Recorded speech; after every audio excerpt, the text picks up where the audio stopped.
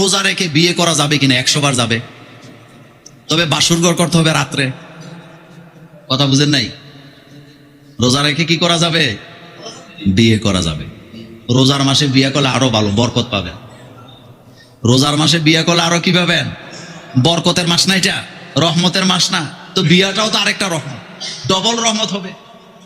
রমজানের মাসে না, শুধু যে কোনো মাসে যে কোনো দিন মুসলমান বিয়ে করতে পারে। হিন্দু ধর্মের মধ্যে তারা কি মিলায় বলেন তো?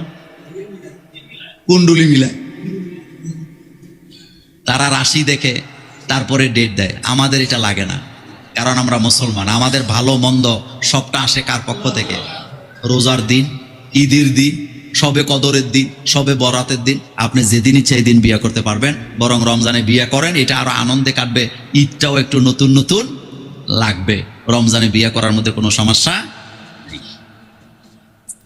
জুমার দিন 2 রাকাত 2 বার আজান হয়, কারণ কি এবং কখন থেকে এটা আজান 2 বার শুরু হয়েছে?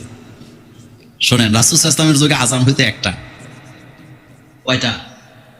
একটা। পরবর্তী সময় লোকজন যখন বেড়ে গেছে, প্রথম আজানের পরে লোকেরা এসে সিটে ফিটে বসে থাকে। তাদেরকে একত্রিত করার জন্য আরেকটা আজানের প্রচলন আসছে। তবে এটা খলিফারা করেছেন, এটা সাধারণ কেউ করে নাই। এটা নিয়ে ফতোয়াবাজি করেন। আচ্ছা বলেন তো, আমরা বাংলাদেশে যত বড় বড় আলেম থাকুক, তারা কি আবু বকর, ওমর, ওসমান, আলী রাদিয়াল্লাহু তাআলা আনহু এদের চাইতেও কি বেশি ইসলাম বুঝে? বলেন, বুঝে?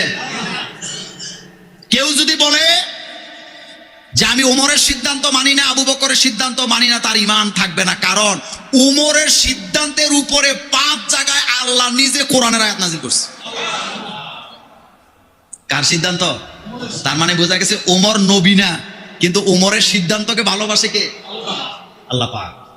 সুতরাং এই আজানটা সাহাবায়ে কেরাম এটা ঠিক করছে, আমাদের কেউ এটা করে নাই। এটা খোলাফারা করছেন যাদের হাতে রাসূলকে ইসলাম নিরাপদ মনে করছে। রাসূল বলছে খায়রুল কুরুনি কারনি সুম্মাল্লাযিনা ইয়ালুনাহুম সুম্মাল্লাযিনা ইয়ালুনাহুম। রাসূল সাল্লাল্লাহু আলাইহি ওয়াসাল্লাম আবু বকর, ওমর, ওসমান, আলী আলাদা আলাদা করে ভাগ করে দিয়ে যায় নাই। খেলাফতের দায়িত্ব কাউকে দিয়ে যায় না, কারণ রাসূল জানেন আমি লোক তৈরি করছি, এমন লোক আমি তৈরি করে গেলাম যাদের হাতে আমার ইসলাম, আমার কোরআন, আমার হাদিস আমানতের খেয়ানত হবে না। সাহাবায়ে কেরাম কখনো ইসলামের খেয়ানত করেন নাই। যেটা সঠিক তারা সেটাই করে গেছেন। সুতরাং আজান 2টা, এটাই চলবে। এটা লোক এখন কম না বেশি? বেশি। আজান 2টা হয়, একটা খুতবার জন্য দেয়, একটা দূর থেকে আসার জন্য দেয়। দেখ, এগুলি নিয়ে ফতোয়াবাজি